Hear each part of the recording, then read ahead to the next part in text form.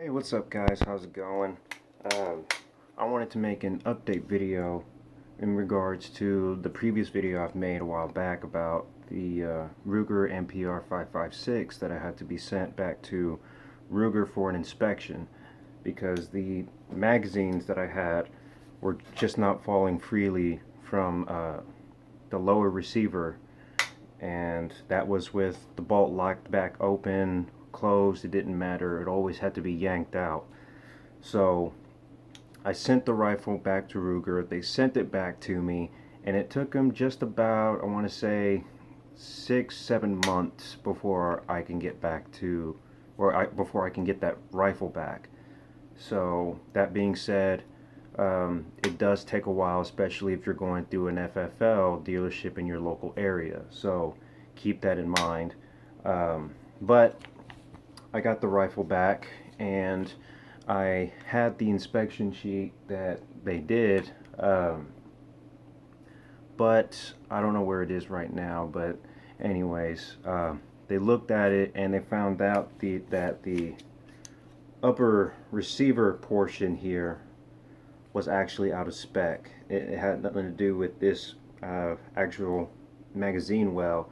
It was all just the whole upper receiver component right here. So they took it out, they replaced it, and they gave it right back to me. So if you're having any problems with your rifle, Ruger will definitely fix it up for you.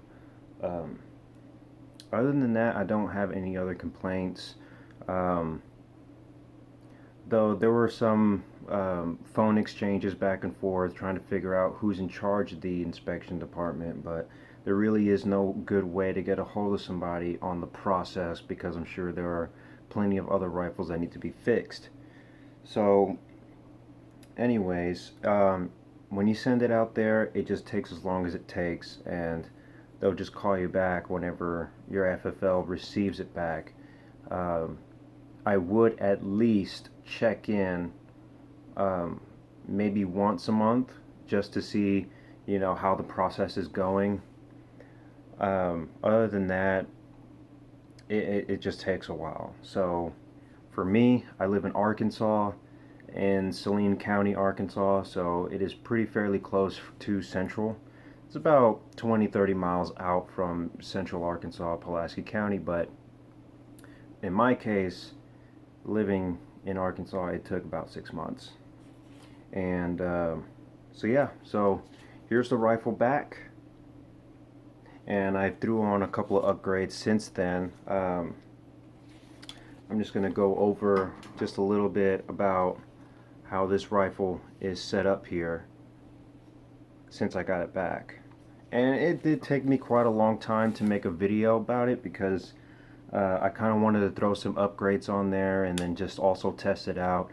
I don't have a lot of money to be stockpiling ammunition to go out on ranges and just, blast 1,500 rounds to this thing. So I did test fire it a couple times, maybe 2-3 mags, and I haven't had a single issue since I sent it back to Ruger. So I still haven't had any optics put on this one, but once I do and I actually get to, try out its accuracy for accuracy's sake, I'll get back to you guys on another update video with the Ruger MPR 556 fully upgraded.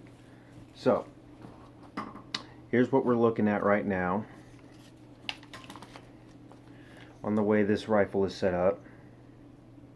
I got a Surefire M600 dual fuel light on here with the actual button and the Cloud Defense light control system for the Picatinny, because I do like to have a C-clamp position on my firearm when I hold it. And then I also got a Carve hand stop here from Rail Scales, I believe. And also I got some Rail Scales M-Lock.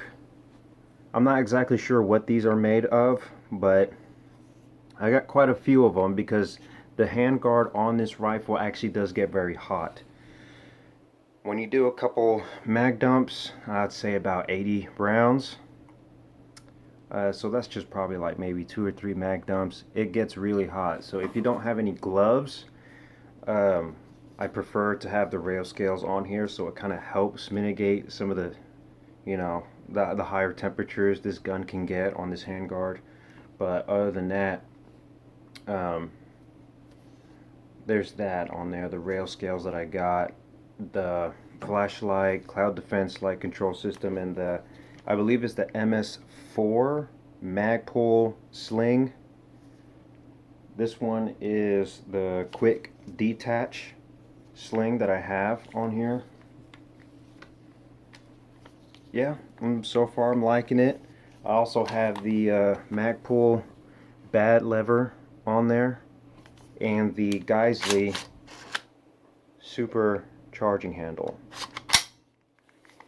The next things I'm going to probably do is get some Troy battle sights on this thing with the tritium inserts, and I may also go with an I'm not sure if I should go with a primary arms 1 to 6 first focal plane, or XP6 Add-A-Ball first focal plane, or my original idea, which was the EOTech and G33 magnifier.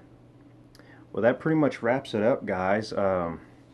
MPR556, I'm loving it, so I'll get back to you guys when I can. Have a good one.